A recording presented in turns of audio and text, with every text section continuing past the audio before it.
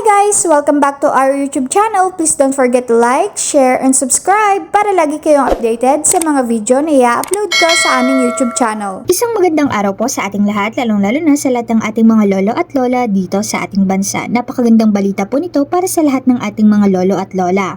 Aprobado na sa ikalawang pagbasa ang ilan pang mahalagang panukalang batas. Noong Mayo 15, hindi lamang ang Universal Social Pension Bill ang naipasa sa ikalawang pagbasa sa Kamara. Matagumpay din na naipasa sa ikalawang pagbasa sa House of Representatives ang mga sumusunod na panukalang batas na magbibigay ng proteksyon at karagdagang benepisyo sa ating mga lolo at lola. Ang balitang ito ay nakalap sa Facebook page ng Senior Citizens Party List.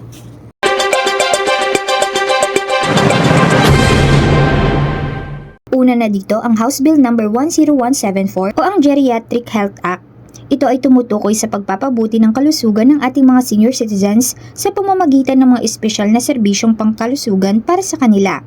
Itataguyod ng mga batas na ito ang pagkakaroon ng mga geriatric health centers at magbibigay ng mga espesyal na pagsasanay sa mga healthcare professionals upang mas mapangalagaan pa ang kalusugan ng ating mga senior citizens. Thanks for watching! Please don't forget to like, share, and subscribe!